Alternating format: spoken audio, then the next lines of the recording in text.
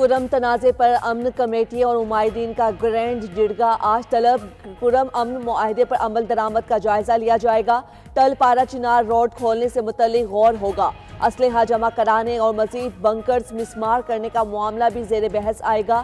جرگہ کو بگن میں نقصانات کے ازالے سے متعلق پیش رفت سے بھی آگاہ کیا جائے گا۔ چیف سیکرٹری جرگہ کی سربراہی کریں گے۔ آئی جی خیبر پختونخوا، کمشنر کوہاٹ اور سیکیورٹی حکام شرکت کریں گے۔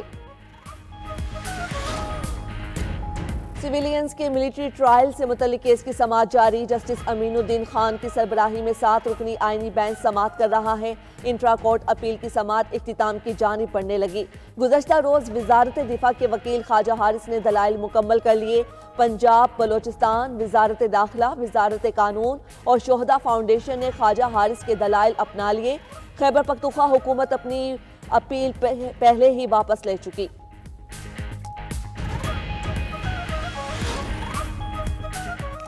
امریکی طیارہ حادثے کے ریکوری آپریشن میں پیش رفت۔ دریائے پوٹومیک سے ایک بلیک باکس مل گیا۔ بلیک باکس میں فلائٹ ڈیٹا ریکارڈر اور کاک پٹ وائس ریکارڈر شامل ہیں۔ خبر ایجنسی کے مطابق طیارے اور ہیلی کاپٹر میں تصادم کے وقت ٹریفک کنٹرولر ٹاور کی 2 مختلف پوزیشنز پر کام کر رہا تھا۔ ایئر ٹریفک کنٹرولر ہیلی کاپٹر کو طیارے کے راستے سے ہٹنے کا کہتا رہا۔ ملٹری ہیلی کاپٹر کو حادثے سے 30 سیکنڈز قبل 2 بار پیغام بھیجا گیا۔ ہیلی کاپٹر کے پائلٹ کی طرف سے کوئی جواب نہ ملا۔ المناک حادثے میں طیارے میں سوار تمام 64 مسافر ہلاک ہو گئے۔ ہیلی کاپٹر میں موجود 3 فوجی بھی مارے گئے۔ امریکی طیارہ حادثے میں پاکستانی خاتون بھی جاں بحق۔ حادثے میں 15 امریکی اور روسی فگر سکیٹرز بھی لقمہ اجل بنے۔ بائیڈن انتظامیہ کے ناقص اقدامات مسافر طیارے کے حادثے کی وجہ بنے۔ امریکی صدر ٹرمپ کی وائٹ ہاؤس میں نیوز کانفرنس۔ کہا حادثے کے ذمہ دار فوجی ہیلی کاپٹر کے پائلٹ کی اہلیت پر بھی سوال اٹھتا ہے۔ اوباما اور بائیڈن انتظامیہ نے فیڈرل ایویشن میں نااہل لوگوں کو بھرتی کیا۔ فیڈرل ایویشن ایڈمنسٹریشن میں نفسیاتی مسائل کے شکار ملازمین کام کر رہے ہیں۔ فیڈرل ایویشن ایڈمنسٹریشن میں ہنگامی بنیادوں پر تبدیلیاں لائیں گے۔ فضائی حفاظت کو یقینی بنانے کے لیے ایئر ٹریفک کنٹرولرز کی تربیت کی ضرورت ہے۔ امریکی صدر نے سابق حکومتی پالیسیز کو ختم کرنے کے لیے ایگزیکٹو آرڈر پر دستخط کر دیے۔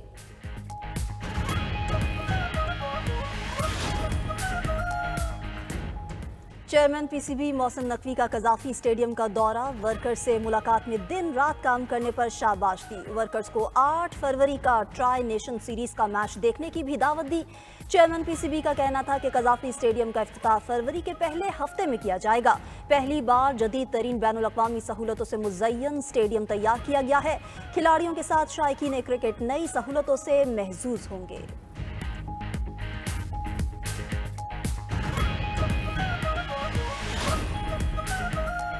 متنازع پیکا ایکٹ کے خلاف پی ایف یو جے اور پی یو جے کا سخت رد عمل۔ کل ملک گیر احتجاج اور شیئرنگ ٹرسٹ سے ایوان وزیر اعلیٰ تک ریلی نکالی جائے گی۔ صحافتی تنظیموں کی جوائنٹ ایکشن کمیٹی کی بھی پی ایف یو جے کے ملک گیر احتجاج کی حمایت۔ اعلامیے میں کہا گیا کہ ترمیمی ایکٹ صحافتی تنظیموں اور سٹیک ہولڈرز کو سنے بغیر منظور کیا گیا۔ صدر آصف زرداری نے بھی ملاقات کا موقع دیے بغیر بل پر دستخط کر دیے۔ بل کے خلاف بھرپور عوامی اور قانونی جدوجہد کی جائے گی۔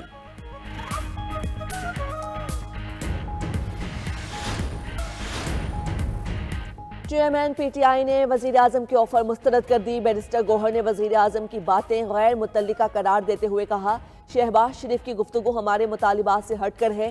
ہم نے اسیران کی رہائی اور 2 واقعات پر جوڈیشل کمیشن کا مطالبہ کیا ہے۔ ہم نے ابھی مینڈیٹ کی بات نہیں کی۔ سینیٹر شبلی فراز کا بھی کمیٹی بنانے کی تجویز قبول کرنے سے انکار۔ کہا، لوگوں کا اعتماد کمیٹی نہیں کمیشن پر ہوتا ہے۔ حکومت کی نیک نیتی ہوتی تو اب تک کمیشن بن چکا ہوتا۔ سیکرٹری اطلاعات پی ٹی آئی شیخ وقاص اکرم نے پروگرام بریکنگ ویوز میں کہا، بانی پی ٹی آئی نے ہمیشہ مذاکرات کو سپورٹ کیا۔ حکومت کی غیر سنجیدگی پر مذاکرات ختم کیے، اب ہم آگے بڑھ گئے ہیں۔ ایک کھیل ہوتا ہے اور ایک کھلواڑ۔ آپ نے کھیلنا ہے، ملک سے کھلواڑ نہیں کرنا۔ وزیر اعلیٰ پنجاب مریم نواز کا کھیلتا پنجاب گیمز کی افتتاحی تقریب سے خطاب۔ کہا، کوئی آپ سے کہے آگ لگا دو، سر پھوڑ دو تو یہ کام کبھی نہیں کرنا۔ ملک کے خلاف آپ کا کوئی قدم نہیں اٹھنا چاہیے۔ کھیلتا پنجاب کے تمام چیمپئنز کو الیکٹرک بائیک دینے کا وعدہ۔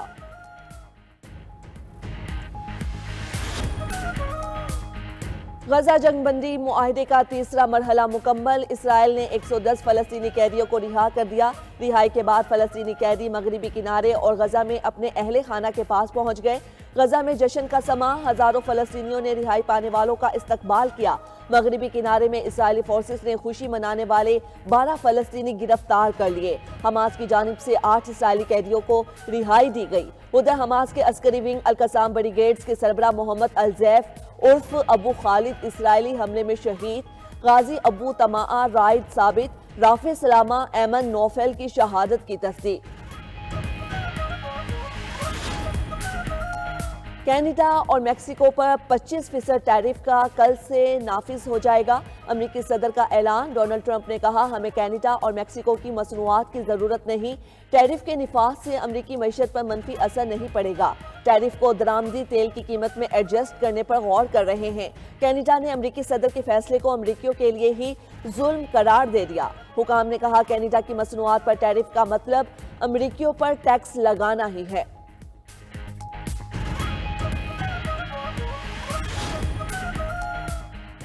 اور ملک کے بیشتر میدانی علاقوں میں موسم آج بھی سرد اور خشک رہے گا۔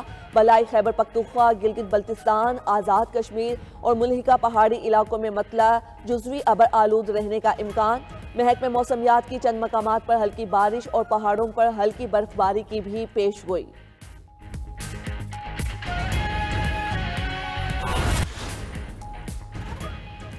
کورم تنازع پر امن کمیٹی اور عمائدین کا گرینڈ جرگہ آج طلب۔ کورم امن معاہدے پر عمل درآمد کا جائزہ لیا جائے گا۔ ٹل پاراشنار روڈ کھولنے سے متعلق غور ہوگا۔ اسلحہ جمع کرانے اور مزید بنکرز مسمار کرنے کا معاملہ بھی زیر بحث آئے گا۔ جرگے کو بگن میں نقصانات کے ازالے سے متعلق پیش رفت سے بھی آگاہ کیا جائے گا۔ چیف سیکرٹری جرگہ کی سربراہی کریں گے۔ آئی جی خیبر پختونخوا، کمشنر کوہاٹ اور سیکیورٹی حکام شرکت کریں گے۔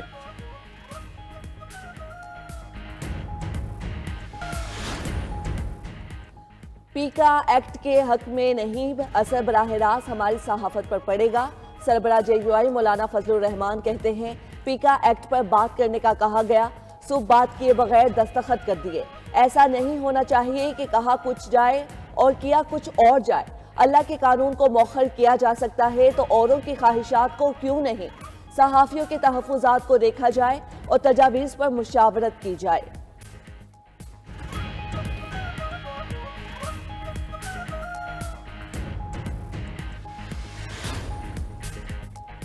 سویلینز کے ملٹری ٹرائل سے متعلق کیس کی آج پھر سماعت ہوگی۔ جسٹس امین الدین خان کی سربراہی میں 7 رکنی آئینی بینچ سماعت کرے گا۔ انٹرا کورٹ اپیل کی سماعت اختتام کی جانب بڑھنے لگی۔ گزشتہ روز وزارت دفاع کے وکیل خواجہ حارث نے دلائل مکمل کر لیے۔ پنجاب، بلوچستان، وزارت داخلہ، وزارت قانون اور شہداء فاؤنڈیشن نے خواجہ حارث کے دلائل اپنا لیے۔ خیبر پختونخوا حکومت اپنی اپیل پہلے ہی واپس لے چکی۔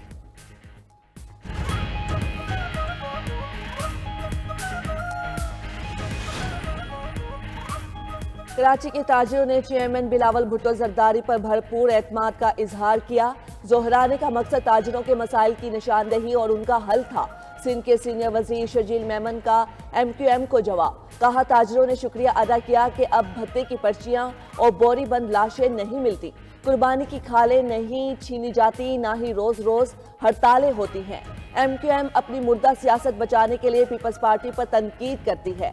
ہم متحدہ کے کسی رہنما کے بیان کو سنجیدہ نہیں لیتے۔